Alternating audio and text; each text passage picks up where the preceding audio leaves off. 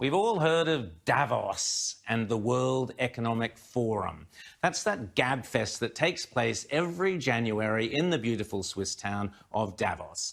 And apart from all the lovely pop stars and movie stars who jet in on their private Learjets, all sorts of major corporations and governments, including ours, send delegates to this flash red carpet economic event every year. Indeed, since the very first outsiders, we here on this show have highlighted the absurdity, hypocrisy and sheer repugnance of billionaires like Bono prattling on about the evils of capitalism.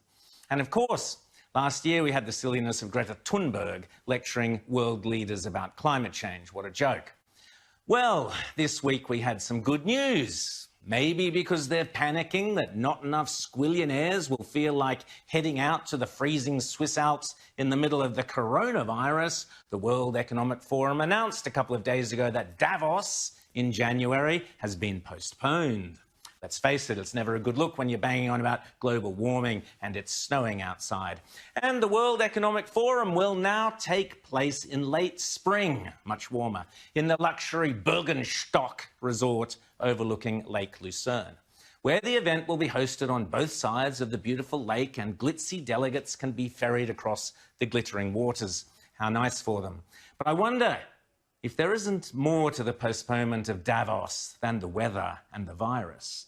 I wonder if perhaps certain governments and corporations are beginning to get, well, cold feet, as it were, about the next World Economic Forum, because they certainly should be.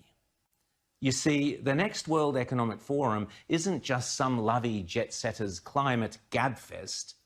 It's an anti-democratic enterprise designed to destroy your job, steal your prosperity, and rob your kids of a future. It's a hardcore, leftist, eco-horror show replete with quasi-fascism. I spoke a couple of weeks ago here about the disturbing trend among many of the world's left-wing elites to increasingly conflate COVID-19 with climate change, with many going so far as to suggest that all the measures applied to the coronavirus, the lockdowns, the destruction of businesses, the suppression of dissent, curfews, strong-arm police tactics, should become the new normal for dealing with climate change.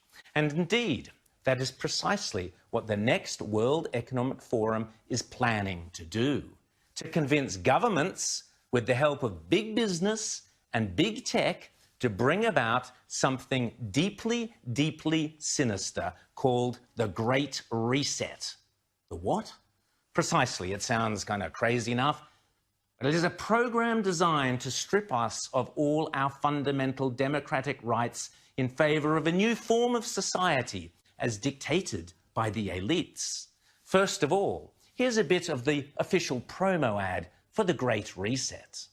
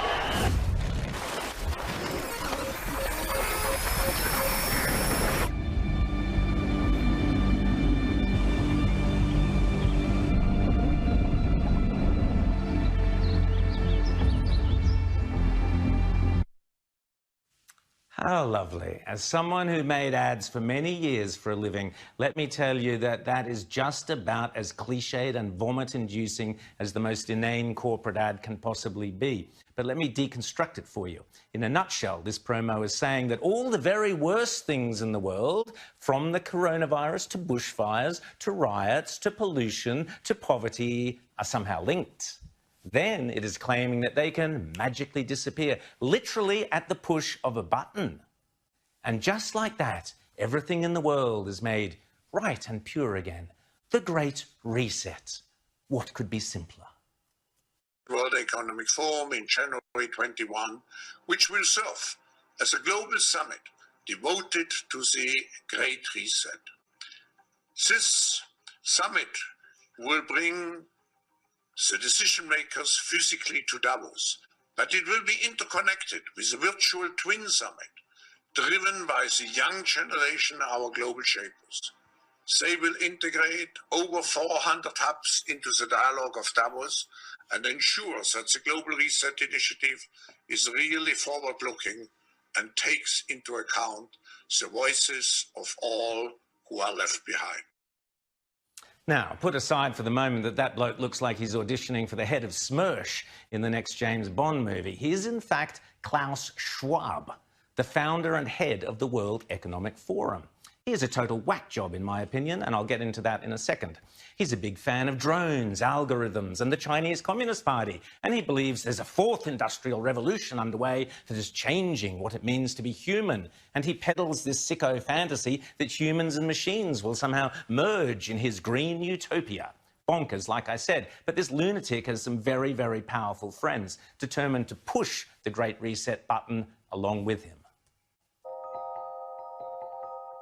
Now is the historical moment, the time, not only to fight the real virus, but to shape the system. We have a unique but rapidly shrinking window of opportunity to learn lessons and reset ourselves on a more sustainable path. It is an opportunity we have never had before and may never have again. So we must use all the levers we have at our disposal, knowing that each and every one of us has a vital role to play. Now is the time to think what history would say about this crisis. What is it that would make it so that history would look at this crisis as the great opportunity for reset? The Great Reset is a welcome recognition that this human tragedy must be a wake-up call. It is imperative that we reimagine, rebuild, redesign, reinvigorate and rebalance our world.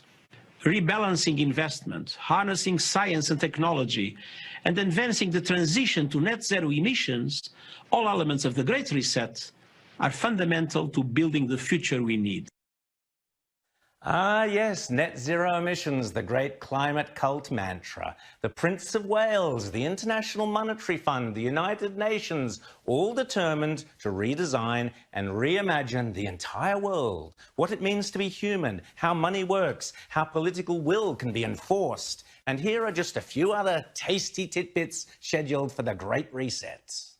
We had already income inequality that was fueling income, race, gender inequality. We have a climate emergency, which we can't walk away from. There's no doubt that the very survival of the human race requires us to act. Any recovery stimulus should have green conditions attached to it. Energy prices should reflect real costs. You need private sector capital, private sector ingenuity, private sector technology, and private sector capabilities to come to the party. You need enormous trust between the private sector and the public sector for this to actually work. We have to change our economies dramatically in the next 20 or 30 years, and the next 10 years is absolutely decisive. The recovery has to be greener than any of the previous recoveries. And in order to do that, we need to ensure that the stimulus package, including fiscal and monetary, are much greener than they were before.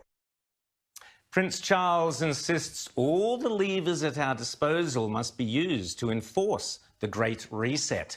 How on earth that one sentence alone does not disqualify Charles from ever succeeding to the throne is beyond me. He is now not only fully immersed in hardcore left-wing eco-politics, he is advocating some bizarre form of eco-fascism. The Queen must step in and insist he have nothing further to do with this freak show. After all, we are currently seeing in Victoria just what it looks like when all the levers at our disposal are being used to enforce the COVID-19 restrictions, which include curfews, lockdowns, enforced mask wearing, shutting down of businesses, making you stay within 5 kilometres of your own home, not visiting the dying relos, and on and on. Remember, it's not me linking COVID to climate change. It is these lunatics, including Charles and the United Nations and the IMF, who want to replicate the global response to COVID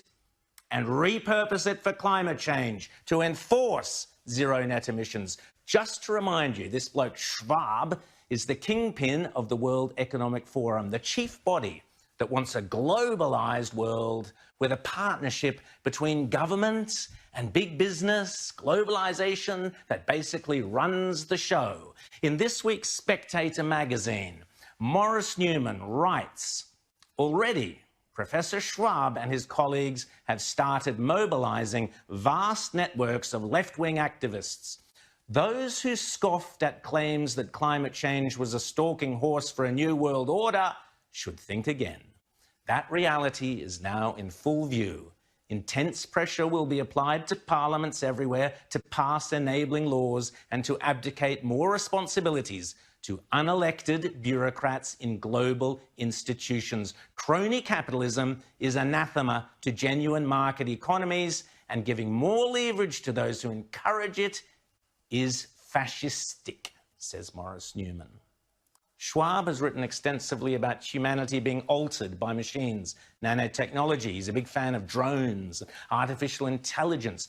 Weirdly enough, Daniel Andrews recently ditched attempts to detain people on the suspicion that they might be about to disobey COVID regulations, has eerie echoes in Schwab's boasting how technologies can intrude into the hitherto private space of our minds, reading our thoughts and influencing our behaviour. And Schwab predicts, as capabilities in this area improve, the temptation for law enforcement agencies and courts to use techniques to determine the likelihood of criminal activity, assess guilt, or even possibly retrieve memories directly from people's brains will increase. All of this, Schwab says, is redefining what it means to be human. Sounding like a demented character in a Batman comic, Schwab also writes gleefully that sensors, memory switches and circuits can be encoded in human gut bacteria, and that smart dust, arrays of full computers with antennas, can now organise themselves inside the body. Yep, this Marvel Comics whack job runs the world's most prestigious economic forum, and every year our corporate CEOs and business leaders go grovelling to him at Davos, and worse, our government wastes your money sending senior politicians and highly paid public servants to dance to this madman's tune. It's a disgrace.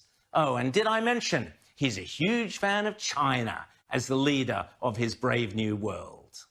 It was very appropriate to invite the president to join us, and he, as the leader of the country, to talk to us about the future's engagement of China in global affairs and the leadership role China will assume in determining and constructing our global future. And why China? Well, apart from the drones and the surveillance, chat to the Wiggers about that, they also pretend to care about climate change. And China has already taken the lead. Just look in the negotiations in Paris on the environment. COVID, China, climate change. The Great Reset is a toxic, poisonous, ugly offspring of fascism dressed up in the frilly frocks of environmentalism. It's a horror show. So what to do? Our Governor-General must insist to the Queen that Charles ceases all involvement with this travesty. The Morrison government must refuse to send any delegates to Lucerne in May, and any Australian businesses that participate in this grotesquerie deserve the full wrath of Australian consumers and shareholders. The next time someone tells us that tackling climate change is either too costly or too difficult, I think we need to remind them and remind ourselves of what just is happening right now. We not only have to demand change, but also create change. We have to live up to the expectations which we have created, and we will do so. Don't say I didn't warn you.